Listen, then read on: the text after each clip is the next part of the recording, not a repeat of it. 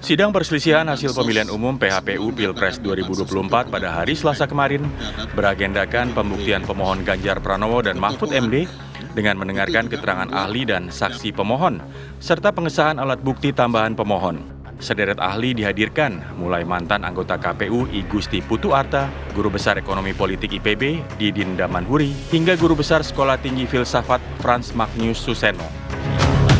Dalam keterangannya, mantan anggota KPU I Gusti Putu Arta menyoroti soal KPU yang tak mengeluarkan petunjuk teknis, menyusul perubahan peraturan KPU nomor 19 tahun 2023 dalam proses pendaftaran, verifikasi, dan penetapan Capres-Cawapres.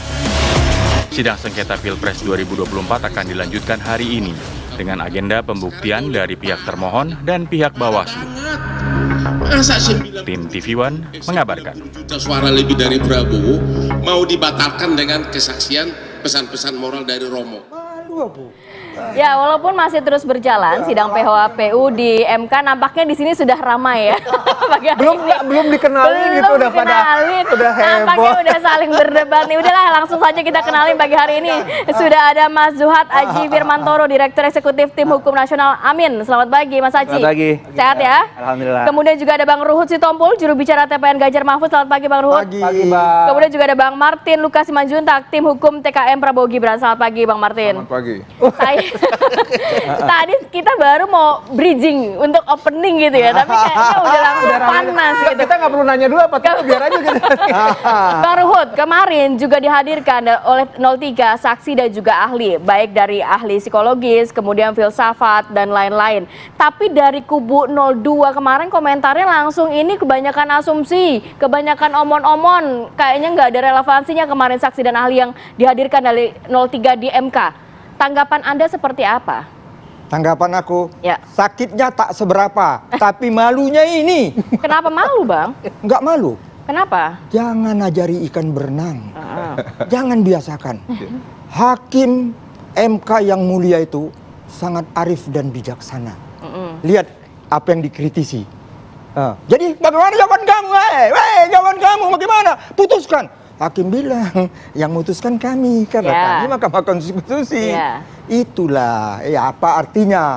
Kalau aku lihat, ya, kadang-kadang orang kalau kaca, nggak mengaca. Dia nggak tahu dia yang omon-omon. Orang lain dia bilang omon-omon. Sampai ketua MK juga bilang jangan omon-omon. Kan? Tapi kenapa alasan dari 03 sendiri menghadirkan ada Romo di situ, kemudian filsuf, kemudian juga ahli psikologi yang membahas mengenai etika moral bangsa di sidang MK. Apa landasannya sebenarnya? MK lahir di era ketua umum kami tegak lurus, Ibu Megawati Soekarno Putri. MK itu Mahkamah Konstitusi. Jadi luas, bukan mahkamah kalkulator, apalagi mahkamah keluarga. Bukan. Ya. Jadi dari pandang semua dilihat, ya. Karena itu ini kita jujur aja. Emangnya kita mau menjegal Pak Prabowo? Enggak kok, ya. Ini tapi ada anggapan begitu. Emangnya kita mau menjatuhkan Pak Jokowi? Enggak juga, ya. Enggak juga. Tapi ini kok langsung kebakaran jenggot, ketakutan. Kita hanya mau cerita bagaimana awalnya persiapan Pilpres, Pilpresnya dan setelah Pilpresnya. Itu kita berkaitan dengan berbicara demokrasi dikedepankan. Yang kita cari apa? Jadi yakin kemarin saksi dan ahli yang dihadirkan bisa meyakinkan Hakim MK? Lihatlah kemarin, Ketua MK, jangankan hakimnya, Ketua MK aja yakin kok. Bang Martin, itu beberapa saksi yang dihadirkan kemarin dari 03 ya, masih relevan nggak kata Bang Martin? Sebelum saya jawab itu, saya jawab dulu opung kita ini. Oke, boleh Bang. Tadi bilang tidak mau menjegal Pak Prabowo, tidak mau menjegal Gibran, tidak mau menjegal... Gibran saya nggak ngomong. Pak Jokowi. Kau inilah, basimu udah nambah-nambah cerita. Bukan. Jangan kau biasakan menambah-menambah, mengarang cerita. Tunggu sebentar. Prabowo Oke punya. Tidak mau mencegal. Tidak Pak mau Jokowi enggak dong. Tapi kita ingin bercerita. Ini pesta demokrasi. Oke, boleh saya lanjut? Halalah, jangan main curang. Oke, Itu Bang aja Ruhut. kok. Oke. Ya, Martin, jadi ya jangan ngarang-ngarang cerita. Tidak mau menjegal Pak Jokowi, tidak mau menjegal Pak Prabowo. Ya. Tapi yang mau dijegal sama PDI dan koalisinya ini ada 58% lebih suara rakyat. Bayangin di nolin suaranya. Ini konstituen kami ngamuk semua. Coba ngamuk, buktinya nggak ngamuk. Bang, kami ini dianggap tuyul, kami dianggap jin, atau kami dianggap kuntilanak. Masa suara kami di TPS bersama keluarga itu katanya dianggap tidak ada. Karena pencalonan Banyak kan yang tidak marah. sah, dianggapnya seperti itu. Iya. Itu kan soal perhitungan suara Enggak, Bang itu kan berarti kan prejudice. Ya. Itu kan tafsir mereka boleh. Betul, asumsinya ya. Belum pernah ada gugatan di Mahkamah Konstitusi ya atau permohonan yang semodel seperti ini. Jadi ternyata pasangan 03 ini bukan hanya suka menilai di debat capres, ternyata rakyat pun dinilai. Oh, oke. Makanya inilah hukuman buat kalian. Rakyat bukan dinilai, rakyat sekarang semua udah hukuman sadar. buat kalian, kalian harus Karena terima itu. kami rupanya ditipu. Kami ditipu dengan Enggak. kecurangan-kecurangan, bansos dan lain sebagainya. Tidak. Sekarang kalau pemilihan lagi, tapi sayang, saya hormati ketua tim penasihat kami, Bang Todung Mulya Lubis dan kawan-kawan. Jadi, mantap mereka, apa ingat yang sudah apa terjadi, kata Bu Risma? mereka minta ulang, tapi Prabowo, Gibran. Oke, Bang Oke, tahan. Prabowo, Gibran, Bang Martin tindak dulu ya, lanjut. Bang Martin dulu. Gimana Bang? Vox Populi, Vox Dei, suara rakyat, suara Tuhan. Ya. Nah, Bu Risma sendiri mengatakan bahwa 2023 pun bansos itu dibagikan di bulan Januari. Dan kalau masalah bansos, kembali lagi ya, saya disclaimer, saya bukan perwakilan Pak Jokowi. Tapi Pak Jokowi ini dari dia jadi gubernur, ini kan kadernya PD Perjuangan juga. Ya. Ya, kader Masuk yang sudah gorok-gorok, mengkhianat, kader yang sudah bagi-bagi mengkhianat. sembako. Ya. Dia kader yang Lalu sudah mengkhianat. ada momentum di mana terjadi COVID-19 Ya. yang mengharuskan negara itu memberikan kontribusi nyata kepada rakyat. Betul. Lalu ada badai El Nino. Aha. Yang namanya bansos itu sudah dianggarkan, ada undang-undangnya, ada aturan pelaksanaannya, dilakukan oleh Pak Jokowi. Salahnya di mana? Tapi kemarin Kecuali kalau misalkan Pak Jokowi tidak pernah belusukan, Ya. tidak pernah merakyat, tiba-tiba bagi-bagi bansos, itu baru jadi berarti pertanyaan. Anda memang benar-benar tetap strict dengan tidak ada politisasi bansos. Tapi kemarin saksi dan juga ahli yang dihadirkan cukup faktual nggak di pokok permasalahan yang mereka ajukan? Jadi kan begini, ini kan sekarang beban pembuktian ada pada pemohon ya. Ya. Actori incubit probatio. Kalau di pidananya actori incubit onus probandi. Nah, kalau kita ya santai-santai aja. Karena kenapa? Beban pembuktian ada pada mereka. Yang kami amati memang ya, mohon maaf sekali kalau misalkan dibilang tadi untuk menghibur diri segala macam, kita lihat sih enggak. Karena begini, kan sedikitnya untuk membatalkan Pilpres ini dan melanjutkan putaran kedua, berarti kan harus ada 9% suara yang dihilangkan dari pasangan 02. Nah, dari saksi yang kemarin dihadirkan 01, dari saksi yang dihadirkan oleh permohon 02 atau paslon nomor 3, itu tidak ada, kami lihat setidaknya bisa menghasilkan 9% suara. Nah, oke, kalau mereka bilang kualitatif, itu kan tafsir lagi.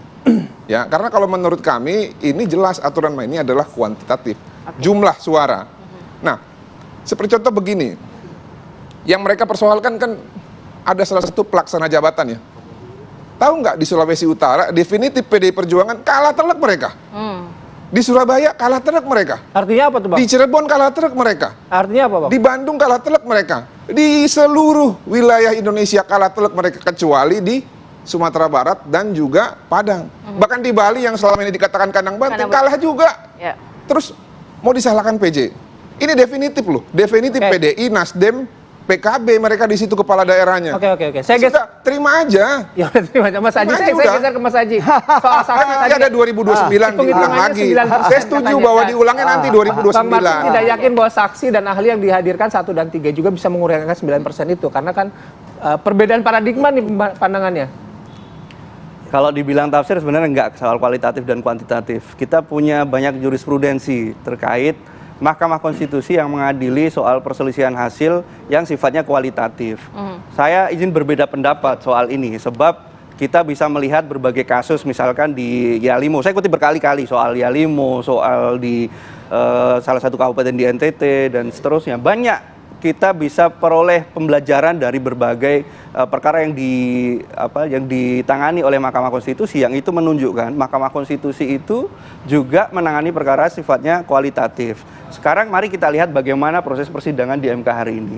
Nampaknya juga menuju ke arah sana, Bang. Ya. Kita tidak bisa menafikan bagaimana hari ini Hakim Mahkamah Konstitusi merasa perlu untuk memanggil menteri yang terkait dengan bansos, yang kita dalilkan terkait dengan bansos. Ya, kalau kita ngomong bansos, berarti kan ngomong kualitatif ini sebenarnya, bukan ngomong soal hasil, Bang. Tanda-tandanya ke sana. Jadi saya kira tidak tepat kalau kemudian dibilang bahwa Mahkamah Konstitusi lalu menafsirkan dengan secara serampangan tentang perselisihan hasil ini adalah soal angka. Enggak begitu cara membacanya.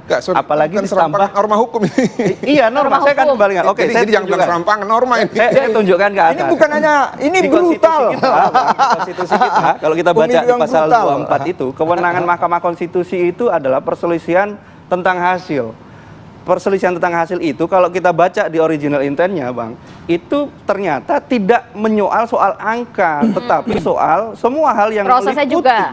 Ya, termasuk proses, karena semua yang meliputi hasil itu menjadi bagian dari wewenang Mahkamah Konstitusi. Itu kalau kita kembali ke original intent ya. Kalau Bang Martin mengutip soal di Undang-Undang MK ya it's okay, silahkan saja secara norma. Tetapi kalau kita sekali lagi kembalikan ke norma dasarnya konstitusi kita, Mahkamah Konstitusi ini didesain untuk menangani perkara perselisihan hasil yang sifatnya bukan hanya kuantitatif. Karena Mas Aji meyakini sudah ada jurisprudensinya, sudah ada beberapa peristiwa yang sebelumnya dikaji gitu ya oleh MK dengan hasil atau dengan landasan kualitatif gitu. Nanti saya ke Bang Martin ya. Sabar dulu ya Bang ya, simpan tenaganya, kita break dulu ya. Kita akan kembali saat lagi. Iya. Mengenai bansos, semua mengatakan bahwa bansos itu punya impact terhadap voting behaviors. Ketokohan ya, itu juga membuat dampak yang lebih signifikan terhadap perilaku memilih. Ya. Jadi kita hidup dalam satu iklim yang ditandai dengan personalized politics. Politik itu has become too personalized. Jadi tokoh itu memainkan peran yang penting. Ya tentu dalam beberapa hal tokoh bisa juga dilihat secara negatif, ya kalau dia memainkan perannya secara negatif. Tapi yang pasti tokoh itu memberikan pengaruh yang signifikan terhadap voting behavior atau perilaku politik atau perilaku pemilih dalam menentukan pilihannya. Kami sudah melayangkan surat ke MK ya bahwa di samping 4 menteri yang akan dihadirkan plus dari DKPP yang akan dihadirkan, kami juga akan minta pada Ketua Majelis untuk menghadirkan Kapolri ya pada sidang berikutnya ya kami sudah menulis surat untuk itu ya. Kenapa Kapolri? Karena nanti akan Anda dengarkan sekalian bahwa cukup banyak hal-hal yang menyangkut kepolisian ya polisi yang melakukan intimidasi, kriminalisasi ya dan terlibat dalam ketidaknetralan ini dalam kampanye. Jadi kami ingin minta Kapolri juga untuk memberikan penjelasan dan akuntabel terhadap kebijakan-kebijakan ya dan perintah-perintah yang dia lakukan. Karena tidak cukup hanya melihat soal bansos. Kalau Menteri Sri Mulyani, Ibu Risma, ya, Erlangga Hartarto, itu kan lebih banyak pada soal bansos tadi. Tapi kita juga melihat aspek-aspek pelanggaran ya, yang dilakukan oleh pihak kepolisian yang menciderai demokrasi dan integritas pemilihan umum. Ini semakin lucu lagi. Kemarin saya udah ketawa terpingkal-pingkal, sekarang jauh lebih parah lagi. Parah banget. Masa 90 juta suara lebih dari Prabowo mau dibatalkan dengan kesaksian pesan-pesan moral dari Romo. Ini kan masalah hukum, bukan masalah pesan-pesan moral. Ya. Jadi benar-benar kok aneh banget ini tim kuasa hukum mereka. Yang kedua, terus dibawa 2 psikolog. 2 psikolog mau dipakai untuk membatalkan 90 juta suara. Masuk di akal nggak sih? Gue pusing dengarnya. Gue pusing, ini praktek hukum yang mana ini coba? Malah psikolog mereka terakhir mengatakan, kenapa Prabowo menang? Karena waktu 2014, 2019 dia menunjukkan ingin berkuasa. Tapi pada saat dia masuk tim Jokowi, dia menunjukkan sifat yang sangat cool. Ya, dia menunjukkan pribadi yang sangat cool. Bahkan waktu kampanye pun dia diserang habis-habis, dia tetap tenang. Belum lagi dengan tari gemoy-gemoynya, joget-jogetnya. Itu kata psikolog mereka. Malah psikolognya menguntungkan kita. Jadi benar-benar saksi mereka itu malah menguntungkan kita. Makanya saya bilang, ini 03 ini mau kemana sih? Sudah suaranya parah banget, masih pengen menang lagi di MK. Nggak tahu diri apa sih? Oke, omon, benar-benar parah. Oke. Harusnya sih Bang Hotman Paris yang ada pagi hari ini ketemu sama Bang Ruhut ya. Mana mau dia ketemu aku. Oke, kita bicara lagi. Itu ada keterangan dari kuasa hukum kemarin ketika sudah menyelesaikan sidang. Saya ke Bang Martin. Bang Martin, satu soal jurisprudensi. Yang kedua tadi Bang Todung juga kan menyampaikan bahwa rupanya ketokohan itu bisa mempengaruhi perilaku pemilih. Nah, mungkin itu yang disoal juga oleh tim 03 gitu. Gimana? Jadi yang pertama mengenai jurisprudensi. Tadi di beberapa daerah ya, terkait pembatalan ataupun diskualifikasi terhadap salah satu paslon. Kita harus lihat konteksnya, ya. 3 paslon yang ada di daerah ini didiskualifikasi karena pada saat di awal seleksi administrasi tidak teridentifikasi, ya, di 2 orang nih sebagai narapidana atau terpidana. Ya kan, kita undang-undang jelas kalau pernah dipidana dengan ancaman 5 tahun ke atas dan belum melalui masa jeda, itu kan nggak bisa jadi pejabat. Ya. Nah, akhirnya ketika terekspos dan ketahuan, didiskualifikasi. Kalau ada paslon yang didiskualifikasi, ya berarti kan harus pemilihan ataupun diulang ya. Lalu yang kedua, warga negara asing. Warga negara asing juga nggak boleh memimpin kepala daerah di Indonesia. Jadi itu konteksnya. Kalau dalam hal ini kan clear, Gibran itu maju ya, bukan karena dia punya kekuasaan, bukan karena hal-hal yang melawan hukum, karena norma hukumnya diuji dan dibuat suatu kondisi terbaru bahwa apabila ada anak ataupun apabila ada seseorang yang 40 tahun ke bawah namun pernah menjadi kepala daerah, maka bisa menjadi cawapres, dan itu juga tidak mutlak. Setelah itu kan ada proses yang lain yang harus dilakukan. Apa salah satunya? Mendapatkan izin ataupun mendapatkan rekomendasi dari koalisi parpol. Nah, saya mau tanya, bisa nggak nih rekan-rekan yang lain semua 01, 03 membuktikan adanya praktek nepotisme kolusi di 2 hal ini? Kalau nggak ada tiba-tiba dibawa ke MK, ya sorry aja, ini kan kewenangan absolut. Nggak bisa semua mengadili kewenangan yang sudah diberikan oleh negara ini ke masing-masing stakeholders. Seperti contoh Bawaslu terkait administrasi dan pidana pemilu, ya MK nanti apa hasil? Nah, saya paham bahwa memang kemarin secara paradigma, secara psikologi ya, hakim MK seakan-akan mengambil diskresi gitu ya. Cuman inget loh, kalau nanti terkait hal-hal yang sifatnya administratif ataupun pidana pemilu yang dianggap mau diambil MK, kalau Bawaslu tidak bisa membuktikan, tetap nanti MK juga akan melihat mengenai kualitas dan kuantitas pembuktiannya, apakah relevan atau tidak. Jadi bukan berarti diakomodir, sudah pasti itu bakal dikabulkan. Masih jauh. Tapi setidak-tidaknya kan berarti hakim MK itu ingin mendalami proses. Itu aja poinnya. Nah, yang kedua saya ingin tanggapi soal diskualifikasi. Tadi poin yang ditanyakan itu kan soal apakah mungkin diskualifikasi. Ya sangat mungkin, saya jawab dengan contoh-contoh kasus tadi. Tapi kalau masuk ke substansi perkara, memang bukan alasan syarat, bukan soal syarat yang kita soal ini. Bahwa syarat itu menjadi catatan dalam dunia akademik, oke. Tetapi dalam konteks praktek kan itu sudah final and binding putusan 90. Sehingga ya sudahlah, itu dalam praktek kita anggap sudah sah dan sudah mengikat gitu. Nah, yang kita soalkan soal prosedur, bagaimana kemudian Pak Gibran ini mendaftar bersama Pak Prabowo itu dengan cara yang keliru gitu.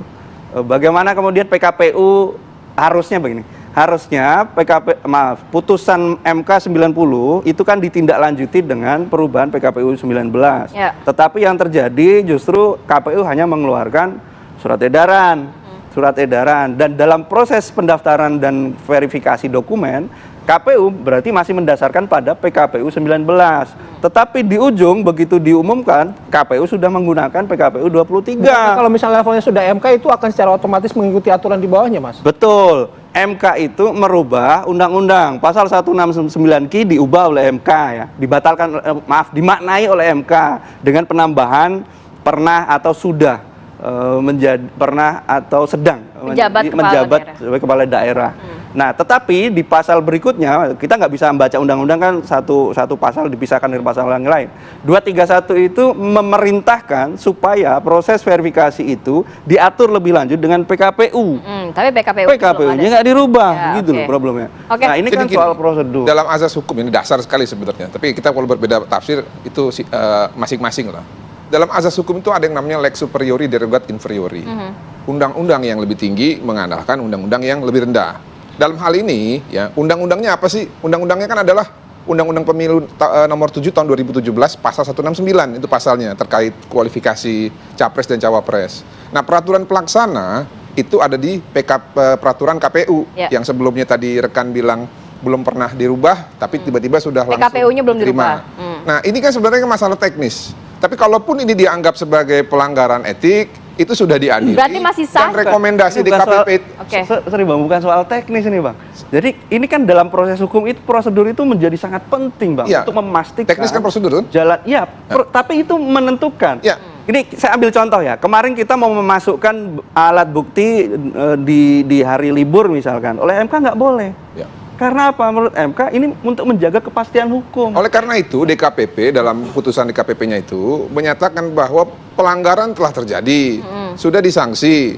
Nah, tapi apakah adanya pelanggaran tidak menerbitkan PKPU terbaru sehubungan dengan menindaklanjuti putusan Mahkamah Konstitusi 90 serta merta bisa mendiskualifikasi Gibran? Bisa. Sayangnya sudah ada undang-undang yang mengatur itu tadi pasal 169 nomor 7 tahun 2017. Nah, kami belum pernah dan sangat yakin gitu loh bahwa apabila itu yang dipersoalkan, menurut kami itu tidak akan menjadi soal. Berarti Bang Ruhut tetap sah kok. Tadi bahkan kalau dari Anda kan di 0% kan, karena menurut kalian itu tidak sah begitu pencalonan dari Gibran. Sekarang gini deh, yang paling mudah aja ya, mestinya lawyer juga, tapi saya kebetulan juru bicara, saya bukan tim lawyer ya. Bang Todung juga minta saya ikut, tapi nggak apa-apa. Saya memang enggak ya, saya sebagai juru bicara.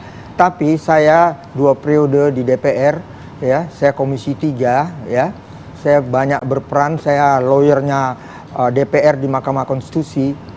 Satu aja, berapa hakim konstitusi? Berapa? 9. Kenapa 8? Yang 1 di PHK, kan itu aja masalahnya kan. Kenapa di PHK? Nggak boleh ibarat lihat anak gadis, lihatlah dari ujung kaki sampai ujung rambut. Karena peristiwa putusan 90 keluar MK kan tidak boleh, jadi nggak ikut 8, cuma 8. Jadi tolonglah lihat permasalahan ini, memang banyak masalahnya. Ini MK ini Ibu Megawati Ketua Umum kami bersama Pak Jimli dan kawan-kawan melahirkan Mahkamah Konstitusi itu biar kita melihat undang-undang itu secara luas. Jangan pakai kacamata kuda. Ini kawan-kawan ini semua pakai kacamata kuda. Maaf aja kalau saya lihat banyak kok ketimpangan. Siapa bilang nggak banyak? Jangan bangga, kami punya 90 juta. Gimana caranya dapat 90 juta? Itu halal atau tidak halal? Ini bulan puasa. Gimana halalnya? Kan itu yang jadi masalah. Kita sudah lihat anggaran. Karena itu nanti aku filosofi Jawa, ojo ke susu. Kita dengar aja nanti Bu Sri Mulyani, kan nanti mau dipanggil ya, Menko ya. Sudah itu Bu Sri Mulyani, udah itu Bu Risma ya. Ada satu lagi, ada 4. DKPP bahkan juga. DKPP. Kita dengar aja itu. Anggaran bisa dibayang nggak itu? Tragedi nasional nggak kita bisa lupakan. Apa itu? Covid. Dananya nggak sampai 100 T. Tapi bansos. Nanti kita dengar hal-hal yang gini jadi luas, melihatnya luas. Jangan pakai kacamata kuda. Soal diskualifikasi juga tadi Anda kan dalam juga pengen mendiskualifikasi, tapi kan dalam realita penghitungan berjenjang manual kan ada 98 juta. Itu kan hak konstitusi warga negara Indonesia juga yang ada di situ. Nanti kita bahas ya. Nanti implikasinya apa? Terima kasih. Oke, kembali lagi di Apa Kabar Indonesia Pagi. Sebelum ke Bang Ruhut dan juga Mas Aji, saya mau ke Bang Martin. Tadi juga ada yang belum ditanggapi terkait bansos dan juga ketokohan ini bisa mempengaruhi voting behavior. Tanggapan Anda seperti apa? Jadi terkait bansos begini, kalau menurut saya ya, itu ada penelitian yang dilakukan oleh Litbang Kompas. Nah, cuman kadang-kadang memang orang membaca sepotong tuh. Nah, kalau kita baca di dalam kesimpulan itu jelas bahwa yang menjadi faktor dominan perpindahan suara Ganjar ke Prabowo Gibran itu bukan karena bansos, tapi karena hal-hal yang lain. Kalau nggak salah itu skalanya cuma 24% deh hasilnya. Dan dari 24% itu memang ada sekitar 50% lebih yang dinilai memilih Prabowo Gibran karena bansos. Jadi bukan bansos yang menjadi faktor dominan. Dan bansos ini kan legal. Ada undang-undangnya, ada aturan pelaksananya, dibagikan secara simbolis. Nah, makanya tadi di awal saya bilang Pak Jokowi ini bukan baru kemarin turun ke lapangan, bahkan sering masuk ke gorong-gorong di DKI Jakarta. Jadi ya ini menurut saya lumrah. Nah, mengenai ketokohan, ini menurut saya justru yang paling bagus. Kenapa? Ada perubahan sikap. Mbak Ratih dan saya ini dulu 2014 sampai 2019 selalu pilih Pak Jokowi. Benci setengah mati sama Pak Prabowo karena ngeliat gayanya begitu. Tapi di tahun 2020 ketika beliau mulai jadi menteri dan merubah citranya, lalu memiliki gagasan untuk meneruskan program Pak Jokowi, kita jadi luluh juga tuh. Makanya kita turun ke lapangan. Enggak, itu artinya ketokohan bisa berpengaruh juga kan? Ngaruh banget. Makanya gini, kemarin tuh ada 2 tokoh yang mempertontonkan ya, seperti Kurawa, memberikan nilai kepada orang sepuh yang sudah pernah memberikan jalan buat mereka dengan nilai 5 dan 11. Nah, makanya 5 dan 11 kalau ditambah itu berapa jadinya? 16. Jadi saya baca, tidak cukup di situ, ternyata sekarang sudah dinilai oleh rakyat hanya nilai 16 dan 24. Masih mau dinihilkan juga di dalam permohonan ini kan luar biasa. Kalau yang dimaksud dengan ketokohan itu kan sebenarnya yang dimaksudkan adalah ketokohannya Pak Presiden ini kan. Siapa yang lebih tokoh daripada Pak Presiden? Kan nggak ada. Yang paling tokoh itu Pak Presiden. Itu kenapa undang-undang kita kan melarang tuh Presiden untuk berpihak. Presiden lah saya bilang. Nah, kalau Jokowi lain lagi mungkin. Tetapi ketokohan Pak Jokowi pun juga tidak bisa kita lalu lepaskan begitu saja dalam konteks politik kan. Bahwa Pak Jokowi dan Presiden itu menjadi satu kesatuan yang dia tidak bisa dilepaskan, dipisahkan sama sekali begitu. Nah, itu yang menjadi poin sebenarnya Bang, bahwa ketokohannya Jokowi sebagai Presiden berpengaruh signifikan terhadap pasangan calon yang didukung oleh Pak Presiden kita itu gitu. Sehingga patut kemudian, ya bukan patut lagi, memang kita tuduhkan kok, kita dalilkan di dalam permohonan Pak Presiden ini nggak netral dengan indikator-indikator bansos itu hanya salah satu gitu loh. Yang lain banyak. Kalau tadi Bang Todung bilang soal ada pengerahan aparat kepolisian, lalu Bawaslu sendiri datanya fix kok soal intimidasi penyelenggara pemilu. Bukan kita yang bilang, tapi Bawaslu. Dan itu besok diminta oleh MK untuk membuktikan Bawaslunya. Hari ini kalau nggak salah ya? Hari ini. Besok hari yang terkait. Iya. Nah, ini kan menjadi satu pengharapan bagi kita publik warga negara Indonesia. Jadi yang kita soal juga bukan 90 jutanya lalu dihilangkan begitu saja kan, enggak sebetulnya. Tetapi kita ingin kemudian memastikan bahwa angka yang menjadi hasil dari pemilu itu adalah angka yang lahir dari proses yang jujur dan adil sebagaimana perintah konstitusi itu. Baik. Siapa Bang Martin tadi terakhir menanggapi apa yang disampaikan Mas Aji tadi? Jadi soal ketokohan sebenarnya apa yang disampaikan Bang Martin sejalan dengan apa yang disampaikan Bang Todung begitu ya Mas Aji? Iya, karena jadi saya melihat kontrario, ketokohan tuh ketokohan tokoh yang ikut kontestasi, bukan tokoh yang nggak ikut kontestasi. Jadi begini loh, kalau Pak Jokowi punya citra bagus, punya citra baik ya, dan menurut survei Litbang Kompas 80% menganggap bahwa Pak Jokowi itu orang yang menuntaskan pekerjaannya dan juga memiliki reputasi yang baik, sehingga wajar saja kalau ada yang dianggap sebagai penerus Pak Jokowi, dalam hal ini Pak Prabowo, ya, mendapatkan ganjaran dari masyarakat sebagai presiden gitu loh, dipilih. Wajar aja. Tapi secara saintifik kemarin ahli kita bisa membuktikan loh Bang, bahwa Bansos itu memberikan sumbangsih 26 juta suara kepada suaranya paslon 02 tuh. Ya, itu saintifik loh. Itu kan harus dibedah tuh. 26 juta itu seperti apa? Ya, kemarin kalau menurut kami ya saintifik, tapi kan apakah secara kausalitas sebab akibatnya itu bisa dijabarkan secara terperinci? Baik. Nah, kalau menurut kami ya mohon maaf ya, walaupun saya tidak setuju dengan diksi yang dipakai oleh rekan saya, tapi menurut saya tidak cukup. Untuk membuktikan setidaknya 9% saja. Pastinya gitu. Proses ini masih berjalan juga di MK saat ini, juga hari ini rencananya diagendakan nantinya akan ada saksi dan juga ahli dari KPU dan juga Bawaslu. Seperti apa nanti prosesnya kita cermati bersama-sama, tapi terima kasih banyak. Tapi kita tunggulah putusan MK. Pasti kita masih menunggu. Jadi jangan kita kata MK. Mereka sangat arif dan bijaksana, mereka hakim yang mulia. Jadi banyak kejutan. Tapi kalau kemarin memang brutal. Tapi bagaimanapun kita masih harus menunggu keputusan MK nanti habis lebaran ya Bang. Kita ke depan libur lebaran dulu Bang. Terima kasih Pak Martin, Bang Ruhut, Mas Haji, sehat selalu. Assalamualaikum.